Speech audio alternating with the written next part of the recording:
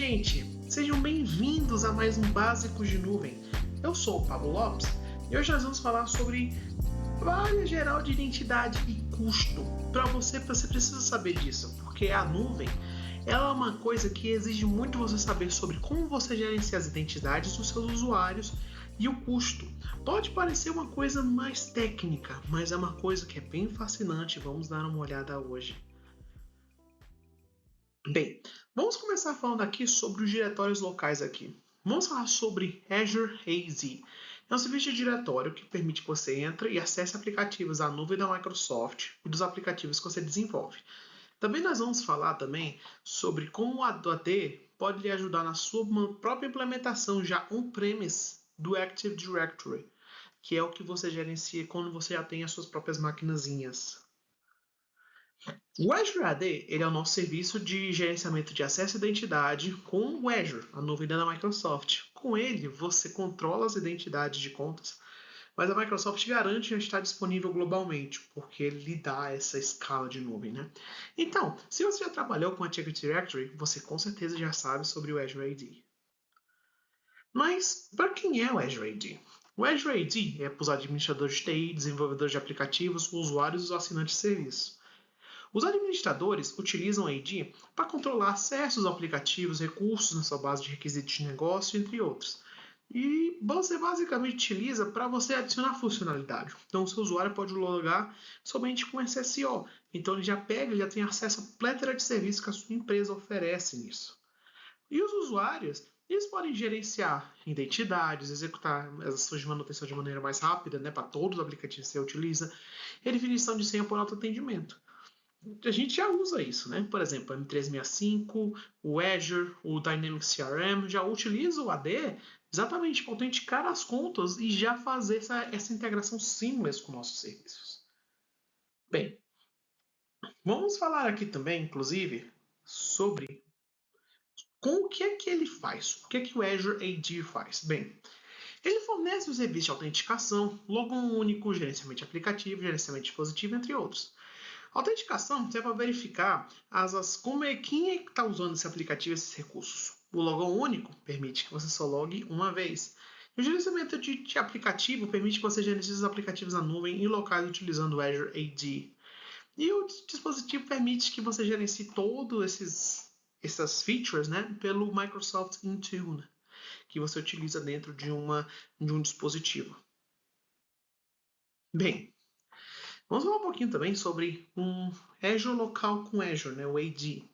Porque você pode ligar o seu Active Directory local com Azure, com a nuvem. Por quê? Isso sincroniza as identidades entre o que você tem localmente e o que você tem na nuvem no geral.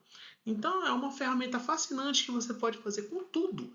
Tudo que você precisa em relação à identidade, tanto local quanto na nuvem. Isso transforma uma experiência só local em uma experiência global. Vamos falar também aqui sobre o ADDS, né? Que é o serviço que permite tudo, gerenciar você tudo. Então, o que é que gerencia? Domínio, política de grupo, LDAP, Kerberos NTLM, entre outros. Aqui você basicamente ganha o benefício de implementar esses serviços de domínio sem você implementar ou fazer um controlador de domínio na nuvem. Isso já facilita bastante quando você tem que integrar alguma coisa com a nuvem com outros pontos. É sensacional. Bem, como é que ele funciona? O ADDS, você define esse namespace exclusivo, que é o nome de domínio. Os dois controladores de domínio do Windows Server são implementados na região do Azure que você selecionou. E você não precisa mais gerenciar mais nada depois disso. O Azure já manipula todos esses controladores de domínio com parte do domínio gerenciado. Então, a partir do DS implementado, você não precisa mais se preocupar com nada disso. O Azure já cuida por você. Bem, vamos dar uma olhadinha no exemplo, né? Eu quero que vocês olhem como ele é primeiramente unidimensional e como ele é híbrido. Então você nota aqui que há uma conexão aqui entre as coisas automáticas aqui nos seus virtual machines, ó. Dá uma olhada aqui, ó. Aqui é a sua virtual network. Aqui é o seu sync automático que você tem. Aqui é o tenant, que é a sua conta de Azure favorita. E aqui é um premise, onde você tem a sua Active Directory. Então você vê que eu já sincronizo os usuários, os grupos, as senhas, SIDs no Azure. E aqui todo o sync para você fazer o seu domínio gerenciado no Azure. Bem, falamos um pouquinho de autenticação, agora vamos falar mais um pouco. A autenticação é o processo de estabelecer a identidade de uma pessoa, serviço ou dispositivo. A gente dá vários suportes para isso, como falamos antes. Senhas padrão, logo único, autenticação multifator e método sem senha. Para dar uma olhada, olha como isso é incrível. Você nota que quando você faz isso, você deixa alguma coisa de alta segurança sem precisar de fazer inconveniência. Por exemplo, o MFA são as senhas e o fator de duas autenticações, ou múltiplas, né? Claro que isso é bom para a nossa segurança. Entretanto, infelizmente, às vezes pode ser um pouco conveniente. Muitas pessoas ainda não ativaram multifator sem a licença, né? De às vezes não querer. E a pessoa enrola e acaba saindo num breach. Então isso é muito importante você ver como a gente, com autenticação sem senha, ela lida, né, com a coisa, por exemplo, o item do celular, e ela já autentica tudo para você em relação a isso. E assim você pode ficar com a cabeça tranquila, sabendo que o seu usuário vai utilizar esse serviço de uma maneira mais segura. Logon único. Vamos falar um pouquinho sobre o logon. Basicamente é um SSO, Single Sign-On, que você pode utilizar para logar essa credencial em vários aplicativos diferentes, usuários únicos, porque você só precisa lembrar do seu ID e sua senha. É vinculada à única identidade, simplifica bastante o modelo de segurança. E é bom se você tiver várias coisas, você pode integrar tudo ao SSO e pronto. Um usuário, vários serviços. Outra coisa é a autenticação multifator, que é o processo de solicitar ao usuário uma forma adicional de entrada. Normalmente a gente pede dois ou mais elementos. Alguma coisa tem que se encaixar nas três categorias. Vamos botar aqui uma coisa que o usuário saiba, uma coisa que o usuário tenha, uma coisa que o usuário seja. Vamos lá. Uma coisa que o usuário saiba, uma senha, algo que o usuário tenha.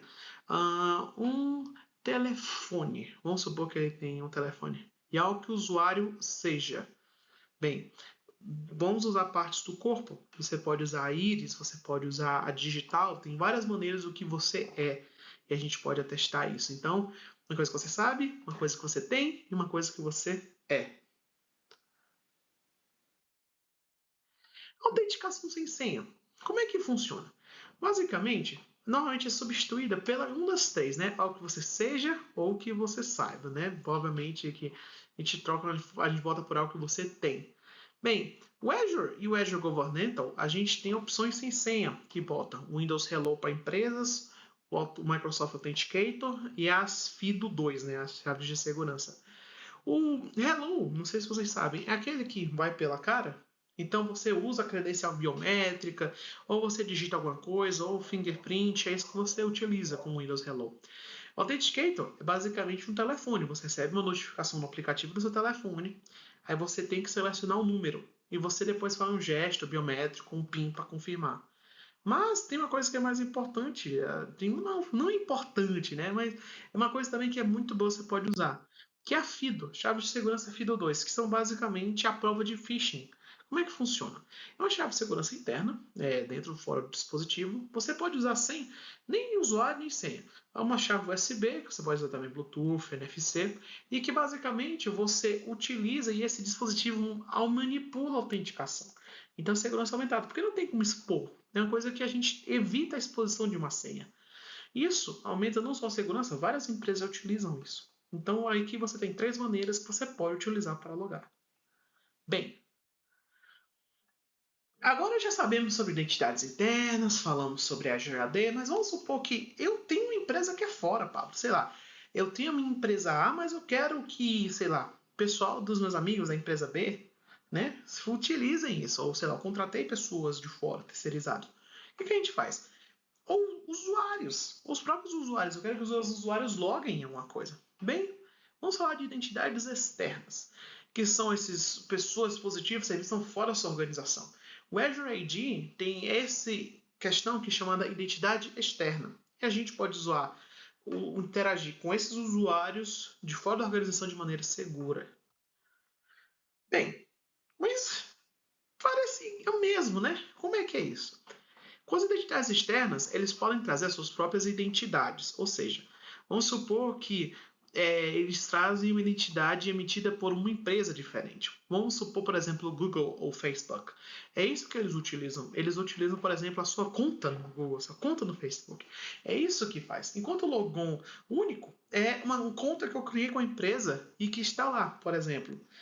Pablo@empresalegal.com contra clica aqui para logar com o Facebook. Seria mais ou menos essa a diferença. Bem, quais são as funcionalidades? Bem, primeiramente, vamos fazer uma colaboração business to business, né? Que permite que a gente colabore com esses usuários externos, sendo que eles não precisam deixar de utilizar a sua identidade favorita para utilizar nesses aplicativos que você tem, ou da Microsoft, etc. A segunda é uma conexão direta com os negócios. Então, são duas organizações que têm confiança mútua uma na outra e que você pode utilizar o Azure AD para essa colaboração contínua. Por último, Business to Customer, né? Que permite que você faça aplicativos SaaS, né? Software como serviço, modernos e que você possa fazer uma coisa bem personalizada tanto para os seus consumidores quanto para os seus clientes. Bem, vamos dar uma olhada aqui, né? Você nota que aqui nós temos tudo que a gente falou aqui, né? Aqui você vê, ó, nossos fornecedores, parceiros, ó. Você pode dar uma olhada nos colaboradores. Você tem um convite ou você usa autoatendimento. E aqui você vai, já no Azure AD, pronto. Você já entra e você tem acesso ao que você, claro que tem limite de acesso que você pode colocar, né? Mas, inclusive, é recomendado. Mas isso é entre as coisas que você vai ter. E aqui é o Business to Customer e você pode ver também do mesmo jeito, ó. Você pode se inscrever, entrar, fluxo de usuário, políticas personalizadas. Você só loga e pronto. Maravilha, você já está dentro e você pode utilizar os serviços. Bem, com o Azure AD, você tem muita facilidade em colocar esses limites organizacionais usando o recurso B2B do Azure AD. Você pode, esses usuários de outros locais podem ser convidados a ser administradores ou por outros usuários. Isso também se aplica às identidades sociais, por exemplo, como as contas da Microsoft. Você também pode assegurar com facilidade que os usuários têm acesso apropriado. Você pode pedir para os usuários convidados ou do mandador de revisão tenha a revisão do acesso, confirme o acesso de convidado e quando isso foi finalizado, você pode alterar, remover, você pode fazer tudo o que você quiser com as permissões dessa pessoa que está pedindo o acesso ou que vai ter o acesso. Bem, o acesso condicional é uma ferramenta que a gente usa no Azure AD, né, para permitir ou negar esse acesso a esses recursos nesses sinais de identidade. Você pode, inclusive, saber quem é o usuário, onde ele está, que dispositivo. Sabe aquele IP, né, que eles detectam onde você está? Então, é uma das maneiras. Ele usa esse acesso condicional. Dependendo das condições, você aceita ou não esse usuário entrar nos seus serviços. Então, você pode, literalmente com isso, é, capacitar esses usuários a entenderem onde é que eles têm que estar, por exemplo. Ah, ele está logando fora do país, né? Então está trabalhando, né? Então você pode saber onde ele está. Você também protege os ativos da organização. Você proporciona essa autenticação multifator também que você pode mudar dependendo de onde ele está. É bem diferente, mas são serviços necessários para ter uma continuidade de serviços de identidade. Bem, então, como você já sabe, né? Acabamos de responder antes que a gente pode permitir ou negar esse acesso dependendo da resposta do multifator. Vamos dar uma olhadinha. Bem, como é que a gente define se o usuário loga ou não? Bem, você sabe, você está vendo aqui que a gente nota, né? A gente tem basicamente o sinal, a decisão e a imposição. Então, como por exemplo, vamos supor que ele está entrando numa coleção de alto risco. Ele pode ser bloqueado. Alguma coisa estranha no celular, bloqueado. Então, você nota que aqui a gente analisa esses sinais, a data, o horário, tudo. E aqui a gente vê o que a gente deseja, né? Permite acesso completo, aumentar a garantia, permite acesso limitado, corrigir risco e bloquear o acesso. E a imposição é basicamente a nossa defesa disso contra qualquer coisa que possa ocorrer em paralelo. Bem, quando isso é útil, né?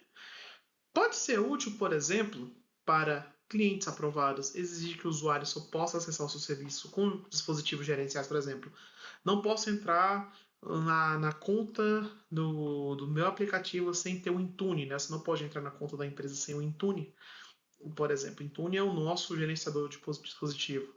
Você pode bloquear a fonte não confiável, acesso de local desconhecido ou inesperado, e muito mais além disso. Os IPs, localização, número, tudo é coletado para ter a maior segurança possível quando o seu usuário vai utilizar e ninguém tem acesso indevido. Maravilha. E quando você tem isso, como é que você funciona, né? Bem, normalmente, se você tem um usuário e que precisa fazer, você tem que dar o privilégio mínimo, né, que ele precisa. Como é o privilégio mínimo? É basicamente o seguinte: se o seu usuário só precisa entrar no chat, ele só precisa ler as mensagens e mandar mensagem, né? Ele não precisa, por exemplo, ficar mandando acesso ao GitHub interno da empresa, ou um Excel, outra coisa. Então, basicamente, você deve conceder o acesso até o mínimo necessário para ele concluir a tarefa. Somente isso. É uma boa prática de segurança, inclusive. Siga esse princípio bastante, porque para a segurança é essencial. E bem, o gerenciamento desse nível de exposição para uma equipe seria chato, né? Então, como é que a gente faz? Nós temos o RBAC do Azure, né? O RBAC vem do controle baseado em função do acesso, né? Role Based Access Control do Azure vem daí, né? E assim que você gerencia, ele vai criar basicamente uma hierarquia onde você vai poder gerenciar direitinho onde você pode ficar. Bem, aqui a gente já falou sobre o RBAC. Vamos agora para o próximo. Bem, agora vamos falar um pouco sobre as funções que o RBAC tem, né? O Azure, ele funciona, essas funções internas que descrevem as regras de acesso comum para esse recurso da nuvem. Você pode definir também suas funções. Então, por exemplo, cada usuário tem um tier e que ele vai ter acesso a permissões associadas a essa função. Então, se você associa esses indivíduos ou grupos a mais funções, eles recebem as permissões de todas relacionadas. Então, se tiver função A e B e você coloca as duas, todas as permissões de A e B vão entrar. Então, tome cuidado com isso. Não são inclusivas, elas são inclusivas, elas não são exclusivas. Então, fique atento com isso. Outra coisa que você pode ver, por exemplo, é tipo, não supor que você contrata um engenheiro novo e que ele vai, você bota ele lá na tag engenheiro. Então, ele vai ter acesso a todos esses recursos da RBAC. Então, se você botar em todos esse grupo com esse acesso a novos recursos, recursos existentes, etc., é uma coisa que você sempre tem que ficar atento. Bem, mas agora a gente já falou disso, como é que esse controle de acesso em função é baseado? Bem, ele é aplicado a um escopo, ou seja, é um recurso que o conjunto desse recurso ele se aplica a essa tag, a essa função. Então vamos ver um diagraminha para dar uma olhada de como isso pode funcionar também. Bem, isso aqui é um infográfico e a gente pode dar uma olhada nos escopos. Você vê que temos recursos, grupos de recursos, assinatura e esse grupo de gerenciamento. Então aqui você pode colocar que o proprietário ele tem administração, o colaborador ele vai ter esse uso aqui de todos esses recursos, específica do recurso, etc. E o leitor só pode observar esses recursos. Esse daqui é um exemplo. Então, esse infográfico ele fala aqui mais ou menos o escopo que cada um tem acesso, as roles, né, que cada um tem acesso, e como é que você pode cruzar para dar uma olhada nisso. Bem, o RBAC, não sei se vocês notaram, ele é hierárquico, ou seja, quando você dá um escopo acesso pai, todos eles são herdados por acessos filhos. Então você copia e cola, por exemplo, proprietário, proprietário 2. Ele é hierárquico, então ele vai puxar aqui todos esses daqui. Então, se você atribui uma função leitor, todos membros desse grupo podem ver todos os recursos de assinatura, como você viu no infográfico anterior. Bem, ele é imposto por uma simples coisa, o Azure Resource Manager. Esse Resource Manager, né, esse gerenciamento de recursos, permite que você organize e proteja esses recursos na nuvem. Você pode acessar ele pelo Azure, pelo CLI, né, pelo Cloud Shell, pelo PowerShell, entre outros. Bem, lembrando que ele não dá acessos no mesmo nível de aplicativo dos dados, hein? porque os dados eles são uma coisa mais segura. Mas de resto a gente dá. E a segurança do aplicativo tem que ser realizada pelo próprio aplicativo também. Fique de olho nisso. Bem, falamos aqui um pouco aqui sobre todos esses recursos, como é que isso funciona, etc. Bem, vamos dar uma olhada também na profundidade que nós temos que tomar cuidado. Nós temos que tomar cuidado com várias camadas que vão vindo de acordo com o tempo. Então, vamos dar uma olhada nessa defesa em profundidade. Como é que a gente impede as informações de serem roubadas?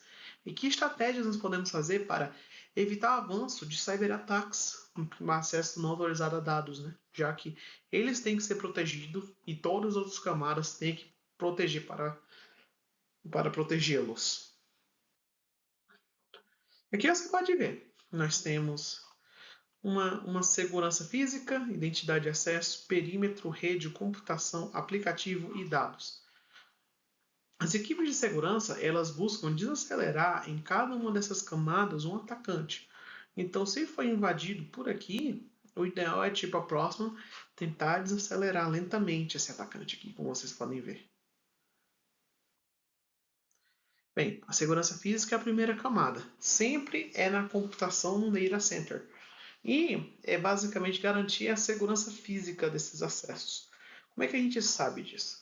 A gente basicamente tenta evitar perda ou roubo que não seja de maneira adequada e que as outras camadas não possam ser ignoradas, né?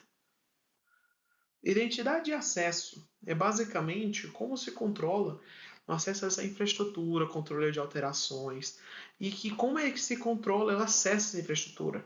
Por exemplo, utilizar o logon, o fator de autenticação e essa auditoria de eventos e alterações nos dados que nós temos. Depois nós temos o perímetro. O perímetro é a proteção contra DDoS, né? Que é o Distribute Denial of Service, né? Que é esse ataque de negação de serviço distribuído, que filtra esses ataques em grande escala. Também é importante filtrar para os usuários poderem utilizar o sistema, né? Porque também não é às vezes só com o objetivo de roubar dados, mas também impedir os usuários de utilizar suas aplicações. Rede. A rede, ela basicamente limita essa comunicação entre recursos. O que ele quer dizer? Que a gente pode negar para o padrão restringir acesso à internet de entrada, restringir acesso de saída, implementar conectividade com redes públicas seguras, entre outras. Então você nota que há uma série de coisas que já tratamos em rede também, para evitar pacotes fraudulentos, por exemplo. Computação. Basicamente, a gente protege esse acesso às máquinas virtuais. Para proteger, a gente pode utilizar o Endpoint Protection, né, em dispositivos e também manter esses sistemas atualizados. Sempre atualizem as suas máquinas virtuais, gente, é importante. Por último, aqui também temos aplicativo, que ajuda a garantir que os aplicativos estão livres de segurança, vulnerabilidade, se a gente sempre está com a versão mais nova, se a gente está armazenando numa rede de armazenamento seguro, entre outros. A segurança precisa ser um requisito de design em todo aplicativo, gente. Todo aplicativo a gente precisa ter segurança em mente. Por último, são os dados. Os dados, ele basicamente estão lá desprotegidos.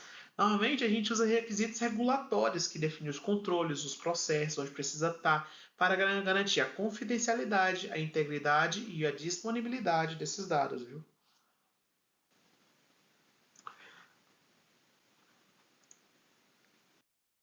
Bem, vamos aqui também falar como é que a gente faz essa parte da nossa defesa, né? Nós utilizamos também o Defender. O Defender é a nossa ferramenta de monitoramento, de gerenciamento para postura de segurança e proteção contra ameaças. Ele fornece as ferramentas necessárias para proteger seus recursos, acompanhar a postura de segurança, proteger desses ataques cibernéticos e também gerenciar esse gerenciamento. Bem, já está integrado ao Azure, né? Então você não precisa implementar, né? Mas então isso implica que os serviços já são monitorados, protegidos, sem implementação adicional. Mas se você tiver no data center local, bem, aí você pode utilizar ele com o agente do Log Analytics, né, para coletar esses dados aí a sua segurança.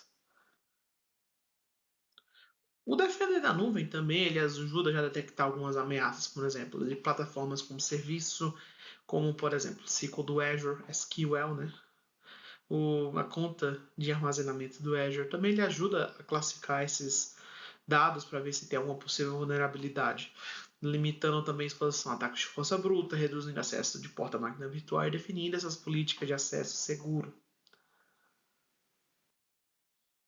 Bem, você também pode defender esse ambiente também utilizando outras coisas, como por exemplo implementar o Azure Arc e também você pode implementar esse serviço de segurança aprimorado de Defender para a nuvem. Vai nas configurações, dá uma olhadinha. E também outra coisa, nós utilizamos em outras nuvens também. Como é que você faz isso, né? Bem, você conectou uma conta do AWS, né? Para a conta do Azure, você pode habilitar proteções de CSPM, por exemplo, do Defender para a nuvem, que avalia esse recurso da AWS. Também está disponível para Google Cloud Platform, GCP. Então você vê aí que o Azure ele não é limitado. A gente está pronto para esse futuro multi-cloud, né? Que a gente quer que várias nuvens utilizem o que nós temos aqui. Mas como é que a gente faz tudo isso, né? Bem, ele está preenchendo três necessidades vitais que a gente tem na nuvem, né? Que é a avaliação contínua, a proteção de recursos e serviços e detecção e resolução de ameaças, né? Avaliar, proteger e defender. Aqui você vê aqui como é que a gente faz, né? Que avaliar a gente avalua, né? A gente faz essa avaliação contínua de segurança, que a gente identifica e rastreia as vulnerabilidades, que você esteja seguro com o Security Benchmark, por exemplo, e detectar e resolver as ameaças de carga, serviços, entre outros. Bem, vamos falar aqui de cada um. Você aqui, ó, o Defender, ele já ajuda nessa avaliação contínua, ele já avalia soluções de vulnerabilidade, serviços, entre outros, por exemplo. Você pode verificar os resultados dentro do próprio já Defender. Para você trabalhar na nuvem, você também precisa ter segurança. E como é que a gente tem essa segurança? Ele monitora esses recursos constantemente. Então, toda recurso que está implementada dentro da sua carga de trabalho, ele já está monitorando constantemente. E ele já está configurado de acordo com as práticas de segurança que a gente recomenda também. Por último, defesa. O Defender, ele ajuda basicamente fazendo o seguinte, quando ele detecta, ele gera um alerta de segurança, recursos afetados e sugestões de correção. Normalmente, ele já fornece esse recurso avançado já contra ameaças entre esses, por exemplo, máquinas virtuais, bancos de dados, SQL, containers aplicativos web de rede. A gente já tem tudo isso já para detectar isso, sermos proativos e já continuarmos a trajetória de correção. Bem-vindos de volta a Básicos de Azure. Bem, vamos agora falar um pouquinho sobre custos, né? Bem, vamos falar um pouquinho também sobre a diferença de CAPEX e OPEX, já falamos, né? O CAPEX ele é investimento em infraestrutura e o OPEX ele é despesa operacional. Mas por que a gente está falando disso? Porque agora nós vamos falar da relação custo. Se você lembra, o Azure ele é OPEX. Então vamos falar um pouquinho de OPEX e como é que você pode calcular esse custo aí, você utilizando o Azure. Bem, vamos aqui, olha aí, repetiu. O custo do Apex no Azure ele pode ser afetado por vários valores. O tipo de recurso que você usa, o consumo, a manutenção e a geografia do app selecionado, o tipo de assinatura e o marketplace. Vamos ver cada um deles em detalhes agora. O tipo de recurso, por exemplo, ele afeta basicamente o como você está utilizando essa sua conta. Por exemplo, quando você cria conta de armazenamento, você especifica o tipo, o nível, a camada, as configurações de redundância, a região. Você pode criar essas contas em regiões diferentes, ter custos diferentes. Como alterar também qualquer uma dessas configurações vai alterar o preço. Então, qual recurso você usa e como você usa, obviamente influencia no preço, além de onde você está alocando esse recurso. Consumo. O pagamento é conforme, é um tema bem consistente no Azure. Você utiliza mais, você paga mais. Se você usa menos, você paga menos. É um mecanismo de preço que a gente utiliza para permitir uma flexibilidade maior de acordo com o que você vai usando. O Azure também, ele se compromete que você pode utilizar uma quantidade de recursos com antecedência. Você pode comprar, por exemplo, no commitment de 3 anos e receber um desconto enorme nisso. Se a sua economia Se, a sua, se os seus recursos e você sabe como você utiliza as suas cargas de reserva, você pode ter isso. Você pode comprar com descontos adiantados. Normalmente você tem que falar isso com o Solution Provider ou com a gente da Microsoft. Mas a gente tem essa proporcionar essa flexibilidade, aumentar rapidamente no seu volume de nuvem conforme a sua necessidade. Bem, essa flexibilidade também permite que você possa ajustar esses recursos na demanda. Por isso, você tem que manter o ambiente da nuvem para controlar os gastos. Por exemplo, você quer desprovisionar a máquina virtual, você pode, por exemplo, diminuir uma coisa que não necessita tanto para a rede, entre outros. Fique atento aos seus recursos. Os recursos desnecessários, eles gastam dinheiro e você não recupere. Faça a manutenção constante de sua nuvem. Geografia. Quando você provisiona esses recursos, você precisa dizer onde é que vai estar definido esses recursos, né? Então, essa infraestrutura é distribuída no mundo inteiro, que permite que você implante esse serviço centralmente ou mais perto do seu cliente. Na implementação global, há diferença de preços, custo de energia, mão de obra, imposto, e tudo isso vai depender do local, né? Então, esses recursos do Azure também vão diferenciar de acordo com, com todas essas variáveis. Além do tipo de assinatura, por exemplo, você pode ter a assinatura gratuita do Azure, né? Azure for Students, $100 para você que é estudante. O link está aqui abaixo na descrição. Então, por exemplo, você pode utilizar esses serviços gratuitos por 12 meses, crédito gasto nos 30 dias para o Azure num demo normal, entre outros. Você pode ir utilizando isso de forma confiável e que você sabe como é que vai funcionar. Então você tem esse tipo de assinatura, tem tipo de assinatura que você comprou os recursos adiantados, tem recurso e tem outros tipos que você usa o recurso enquanto você vai. Então esses vários tipos de assinatura também, obviamente, tem que entrar na sua equação de preço.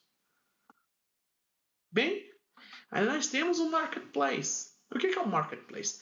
É basicamente o nosso mercado que você pode comprar essas soluções de terceiros. Então você pode comprar esses produtos, você não vai pagar somente pelos serviços do Azure. Você também vai estar pagando pelos serviços e a experiência desse fornecedor. Então, você tem que ser bem atento com qual é a taxa que esse fornecedor está lhe exigindo. Mas todas elas são certificadas e estão conformes com as nossas políticas e padrões no Azure. Bem, isso é basicamente o que você precisa dizer sobre o básico, mas como é que a gente calcula? Bem, temos a nossa calculadora de preço. Ela foi projetada para fornecer o custo estimado para provisionar esses recursos no Azure. Assim você pode ter uma estimativa aí dos recursos, criar uma solução, um cenário de exemplo para estimativa, entre outros. Bem, vamos dar uma olhadinha em como ele faz isso, né?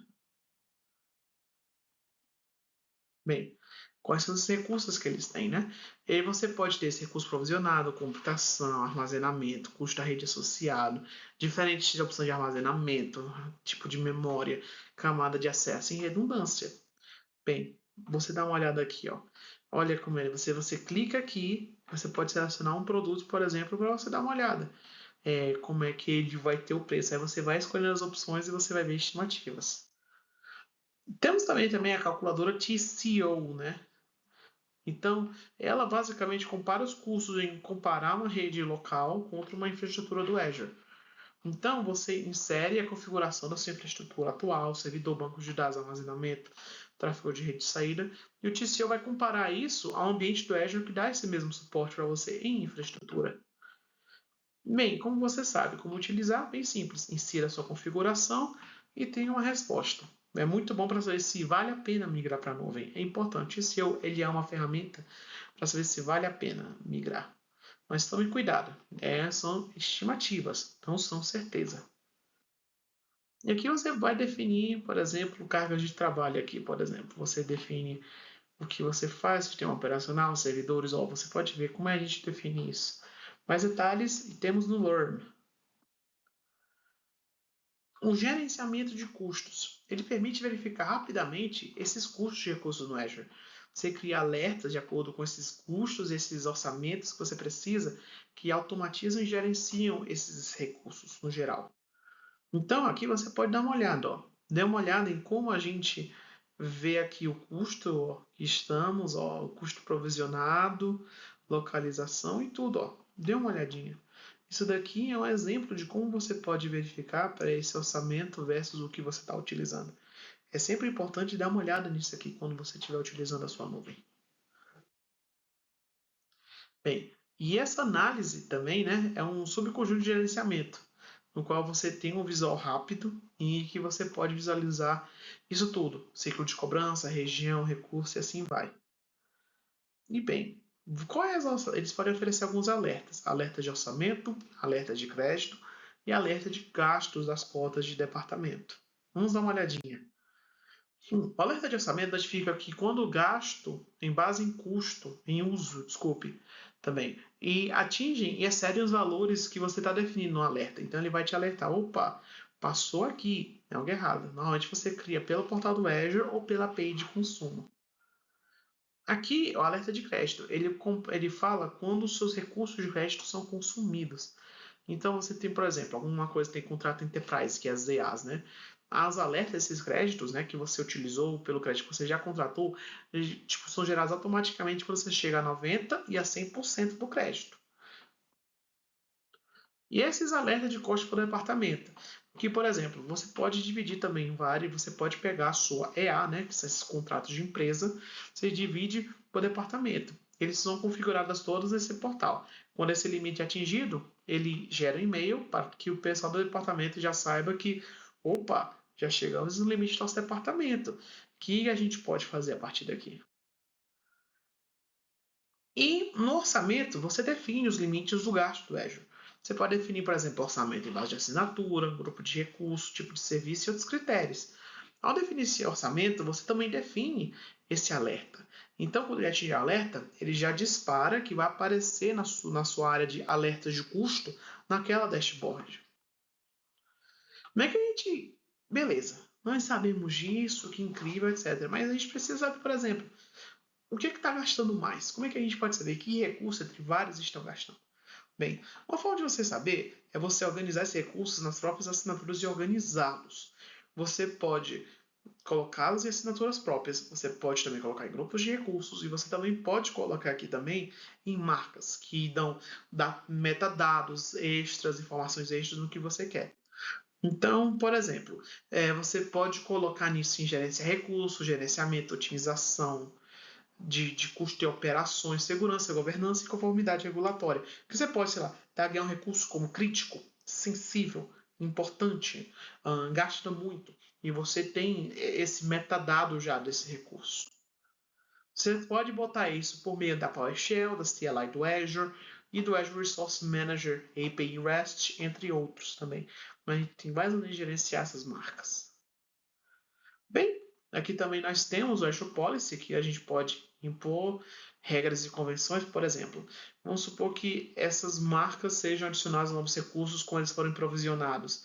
Reaplicam isso quando forem removidas. Então dá para ter, tipo, literalmente umas regrinhas como você coloca e tira essas marcas de recursos. Isso também pode ser sempre um nome e um valor. Um recurso é sempre um nome e um valor.